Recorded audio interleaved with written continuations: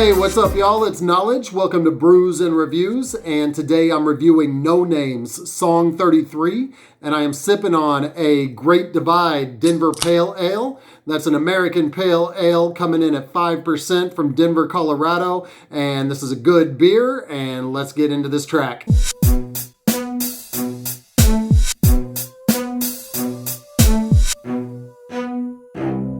Noname has been getting a lot of notoriety lately, so I don't know if it's No Name or No Name now, K-N-O-W. I think there was another rapper named No Name, K-N-O-W in the past, but she's coming out, she's getting a lot of notoriety. First because J. Cole seemingly made a song about her with Snow in the Bluff, which you can check out my review of that as well.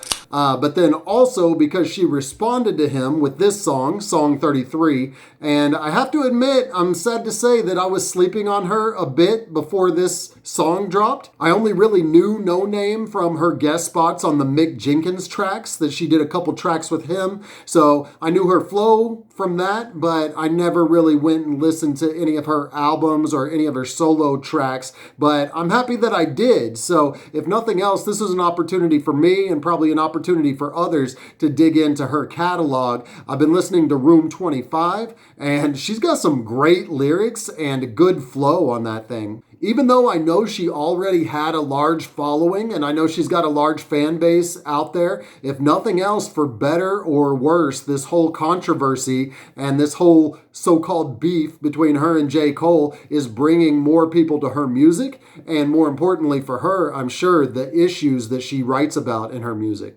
These current beefs are nothing like beefs of the past, like the Jay-Z and Nas, or even going back a lot further, the Boogie Down Productions and Juice Crew. You know that there's a lot less animosity, and you feel like they're on the same team. It's just different levels of the same team. This is almost like a Bernie Sanders versus Elizabeth Warren type of fight. They're both essentially for the same things, but it's how they go about it that differs, and how they go about it that they're criticizing each other on. We know that J. Cole beefs typically end with a sit down and a long conversation, so I imagine that's probably what will happen with this. The one thing that this beef does have in common with beefs in the past is it has produced some really good tracks. I enjoyed Snow on the Bluff, and I also enjoyed Song 33 for their aesthetic value, if nothing else. And I actually think that both parties are done. This will be the end of it. We know for Noname's part, she's probably not going to say anything else because she issued an apology after this song came out where she said, "I've been thinking a lot about it and I'm not proud of myself for responding with Song 33. I tried to use it as a moment to draw attention back to the issues I care about, but I didn't have to respond. My ego got the best of me. I apologize for any further distraction this caused." She went on to say that she's leaving the song out there, for one, because Madlib killed the beat, which I agree with, and that she was going to donate her proceeds from the song. And J. Cole, for his part, you know, is probably done because he went on to praise Noname in a tweet after he dropped the song, and the way that he's been getting criticized about it, especially after this song, you can't see him really putting anything else out there where people could say, okay, he's still distracting from the issue, he's still being misogynistic. His next song is definitely going to have to say something poignant about supporting the movement or current issues or supporting women or something of that nature. But back to her apology, wasn't really necessary. Now, I know in what she felt was right was to apologize, so I'm not disputing whatever she felt that she needed to do.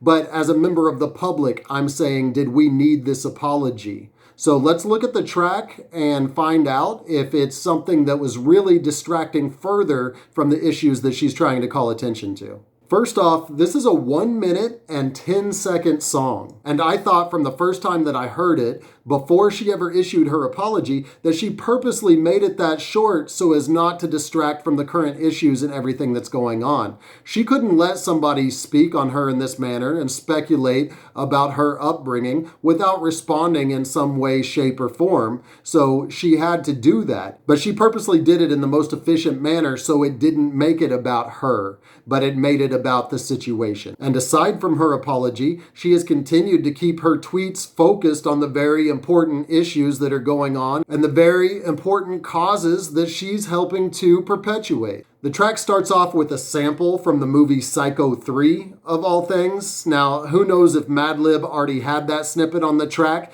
but it still fits, and Noname uses that to her advantage in what the song's going to be about. The actual words in that clip say, "I have ambitions, dreams, but dreams don't come quick."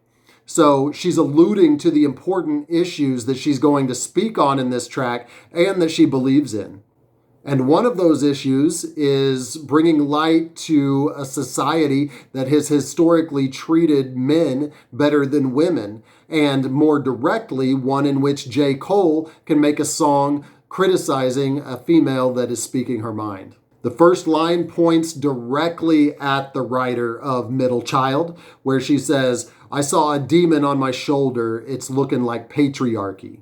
Even this dig at Cole in the first lines are speaking to something larger, and the rest of the verse follows suit, where she's not dissing Cole, she's not even talking about him. She's bringing attention to a recent tragedy that happened from a woman who was sexually assaulted and murdered. She says, "Why toy and body don't embody all the life she wanted? A baby just 19. I know I dream all black. I seen her everything. Immortalizing tweets, all caps. They say they found her dead."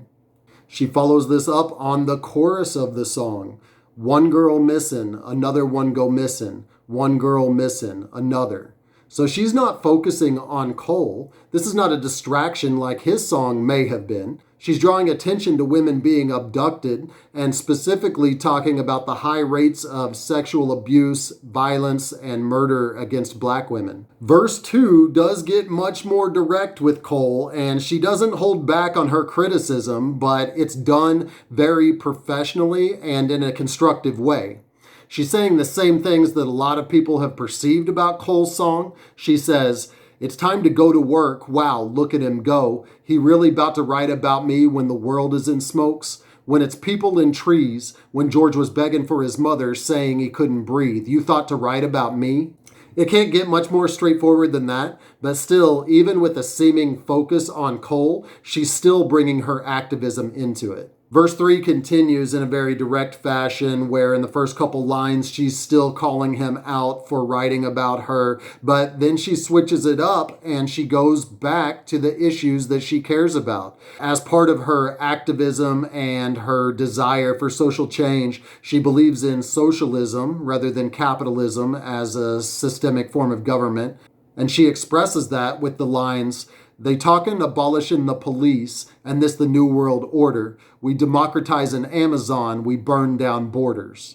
There's a lot going on in these lines. First of all, she references the socialist ideal of defunding the police or breaking down the police force, which is basically getting rid of a government-run entity that has historically been oppressive or used for others to oppress. And then she mentions democratizing, or in other words, making everyone equal in the company Amazon, which can be seen here as a symbol of corporate greed or a symbol of capitalism. But it's not just democratizing Amazon as a company. Amazon is a symbol for the capitalist American society, so she's talking about actually purely democratizing the whole thing. And then when she's talking about burning down borders, that can be seen as sharing with your fellow human, but also as burning down the division between rich and poor. Additionally, to add another entendre to a double entendre, Amazon is a rainforest where the trees often burn, catch on fire. Corporate greed is setting blazes there on purpose to make land for logging and other corporate ventures. And also, Borders was a bookstore that went out of business or burned down metaphorically with the proliferation of the company Amazon. So it's a really nice play on words and just layers and layers of meaning at the end. Due to the exposure, this track is probably doing more to help push her issues than it would have been if she didn't respond to Cole at all. because she's getting a lot of people listening to this song and talking about the issues that she specifically addresses there, but also it's probably making people, like I did, dig into her catalog and listen to her lyrics and her activism that she presents on her other songs, or perhaps follow her Twitter and see what she's talking about there, or at least read stories about her as she's in the news right now because of this track and because of Cole's track. She really didn't need to apologize for this song because of that, and because it really talks about issues in just as many lines as she's directly addressing Cole in. She's also challenging Cole, and I see him stepping up to the occasion. Like I said at the beginning, I see his next track being about something very important, or maybe even more importantly, is him actually contributing more. He already has contributed some to the current social issues, but we could see him contributing directly even more after this. So in that case, she's bringing another person over, another person with a lot of influence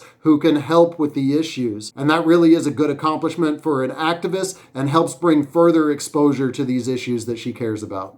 Go ahead and hit like if you liked my review of Noname Song 33, or let me know how you felt in the comments section. You can also hit subscribe that's popping up next to me right now if you want to hear more hip hop and hops related content. Until then, I'll see you next time.